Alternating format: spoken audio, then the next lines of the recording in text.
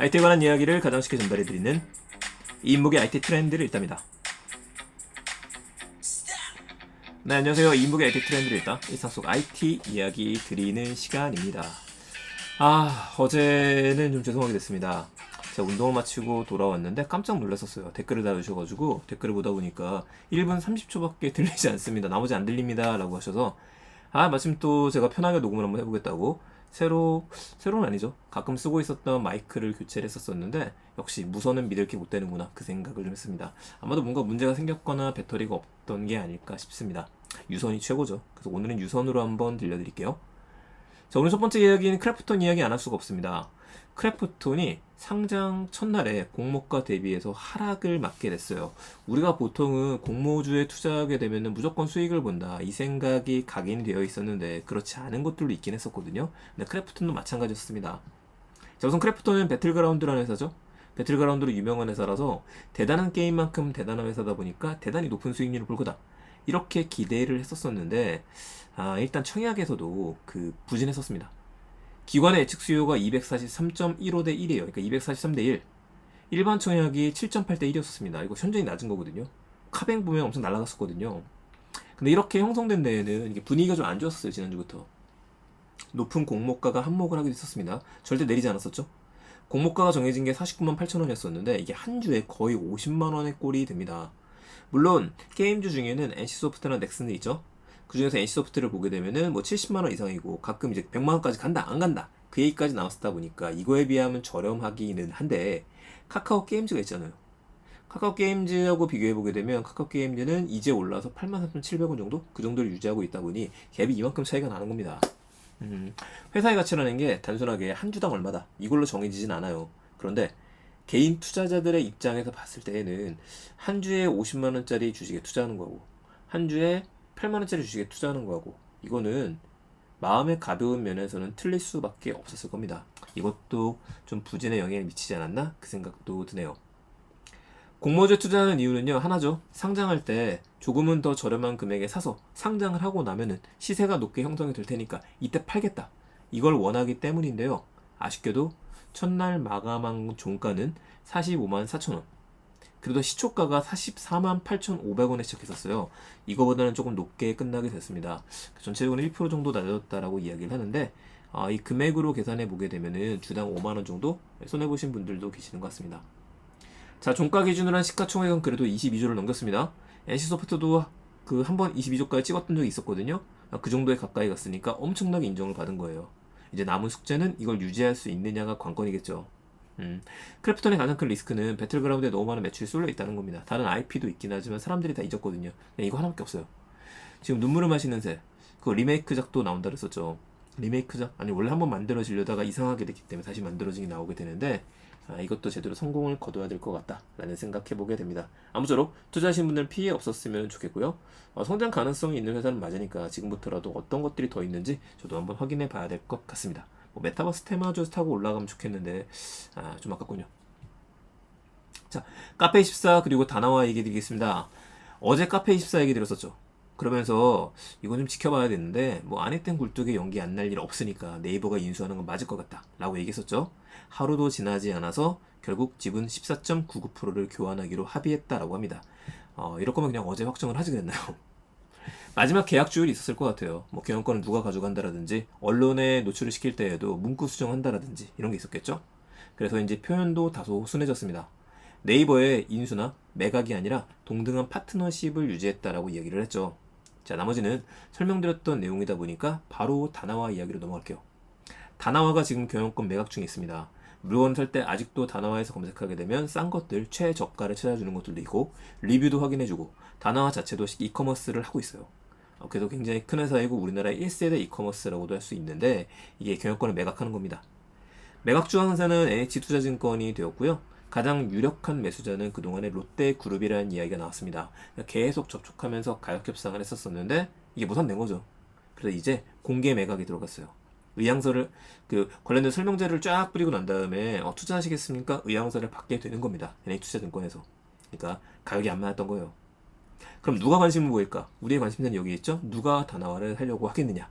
이 생각을 해보게 되면 이커머스의 확장을 꿈꾸는 대부분의 기업이 아닐까 싶습니다. 네이버를 생각할 수 있는데 네이버는 카페24하고 손잡았으니까 이것까지 사가게 되면은 좀 문제가 될 것 같아요. 그래서 일단 빠질 것 같고, 경쟁자를 보게 되면은 카카오가 있죠. 카카오도 매력적인 서비스로 볼 것 같습니다. 카카오의 가장 큰 약점은 웹이 약하다는 거잖아요. 모바일은 강자이지만 여기다가 성장 동력이 필요한 롯데그룹도 있죠. 롯데그룹이 계속 미끄러졌었거든요. 이거 사야 되지 않나 싶습니다. 신세계도 관심 보일 수 있을 것 같고요. 9월달에 예비 입찰을 진행한다라고 하니까 아마도 다음 주 정도가 되면은 조금 더 명확하게 누가 사겠다고 손을 들었는지 나오지 않을까 싶네요. 다나와 주가는 어제 기준으로 해서 36,500원. 이게 1년 전에 폭락했을 때랑 비교해 보게 되면 큰 차이가 없습니다. 그래서 누가 인수설이 나오게 되면 올라갈 수도 있긴 합니다만, 그런 걸 보고서 우리가 구매하면 안 되니까 계속 지켜보면서 천천히 가보도록 하죠. 자, 세 번째 기입니다. 네이버의 웨일북 들어보셨나요? 전 처음 들었었습니다. 기사를 예전에 봤던 것 같긴 한데 제 뇌리 속에서 없어졌던 것 같아요. 웨일북 홈페이지를 오픈했다 그래서 조금 더 확인해 봤습니다. 네이버에서 밀고 있는 브랜드가 웨일이에요. 그래서 웨일 온 서비스도 있죠. 화상회의를 할 수 있는 것들. 자체 브라우저도 네이버 웨일이라는 이름을 가지고 있습니다. 그럼 웨일북은 뭐냐? 크롬북 생각하시면 됩니다. 구글의 저가형 노트북이 있죠. 크롬북. 알고는 있지만 쉽게 안 쓰시는 바로 그 노트북.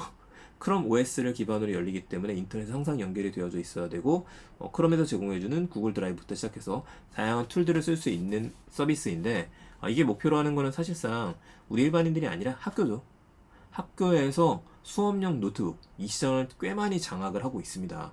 이 시장만큼은 지금 MS하고 애플이 구글을 따라가지 못해요. 워낙에 가격이 저렴하기 때문에 40만 원대를 밀어버렸거든요. 이 시장을 노린 겁니다. 그래서 홈페이지 들어가 보니까 첫 페이지에 뭐라고 나오냐면, 같이 보면서 얘기하죠. 오디오 클립으로 들으시는 분들은 그냥 웨일북이라고 검색해서 들어가시면 되는데, 웨일북을 한글로 치면 안 나와요. 자, 네이버 쪽에서 듣고 계시면 요거 수정하셔야 되지 않겠습니까? 웨일북을 영어로 WHALEBOOK 라고 네이버에 쳐야지만은 주소가 나옵니다. 웨일북.naver.com을 쓰고 있습니다. 그리고 유튜브를 통해서 들으시는 분 같은 경우에는 저랑 같이 화면 보면서 설명드리도록 하겠습니다. 선생님과 학교생을 이어주는 미래형 원격 수업의 표준 디바이스다 라고 얘기하니까, 그래, 우린 크롬북이야. 이거 내세우는 거예요.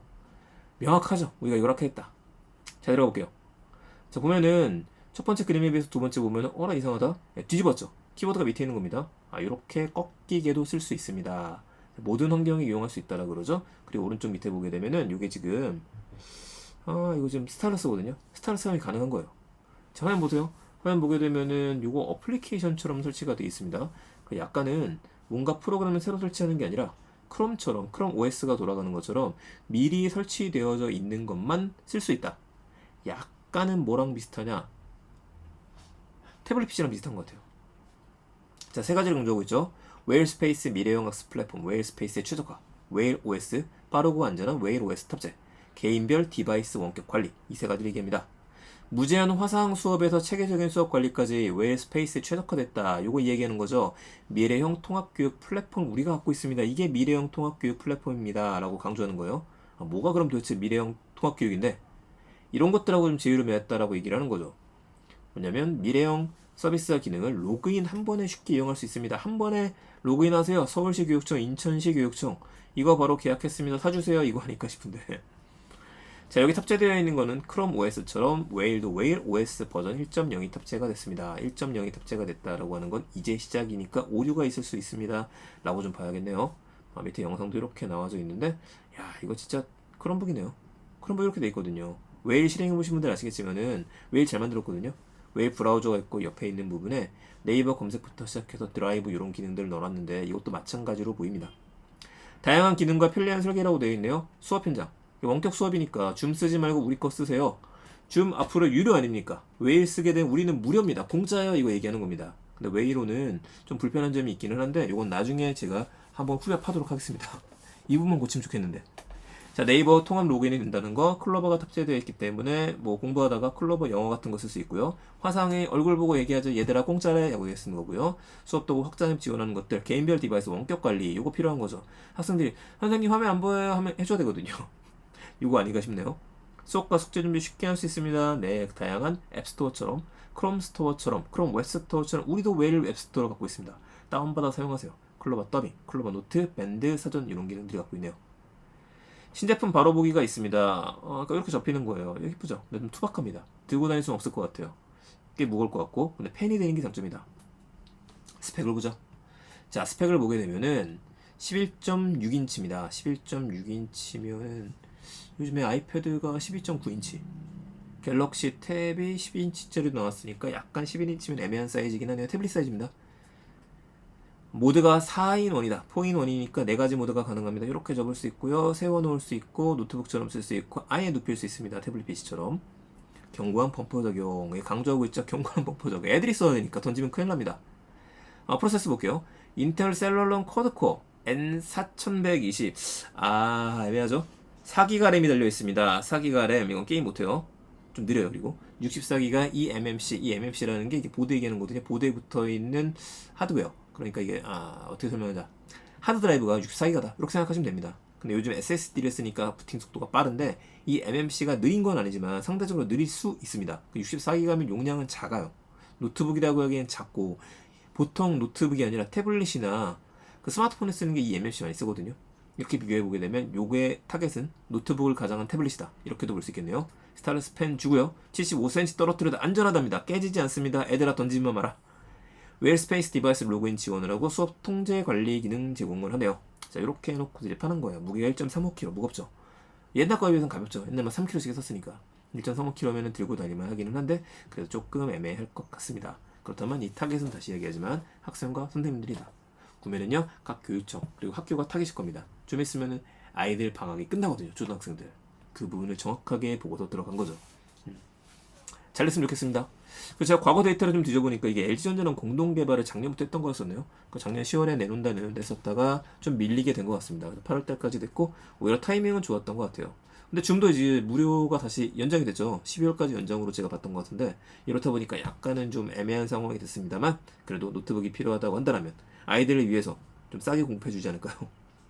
크롬북이 40만원대였으니까 그 정도를 준할 수 있다고 한다면 꽤 좋은 가성비가 나올 것 같습니다. 네, 비용을 아끼기 위해서 대만에 있는 업체에서 개발했던 소식도 있죠. 자, 오늘 세 가지 소식 전해드렸는데 사실상 웨일북에 대한 얘기가 제일 많아서 오늘의 이야기는 웨일북이라고 해야 될 것 같습니다.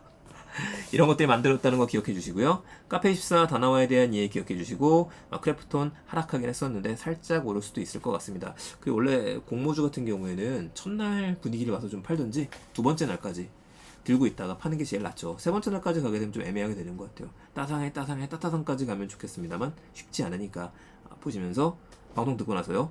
IT 트렌드 듣고 나서 9시 됐었을 때 그때 고민하셨으면 좋겠습니다. 네, IT에 대한 얘기들 세 가지 소식 기억해 주시고요. 전 내일 또 더 재밌는 이야기들 가지고 찾아뵙겠습니다. 내용 좋으셨으면 아시죠? 좋아요하고 구독 그리고 다른 사람들한테 공유 부탁드리겠습니다. 그러면 저는 다음번에 더 재밌는 이야기들 가지고 찾아뵙겠습니다. 내일 뵙겠습니다.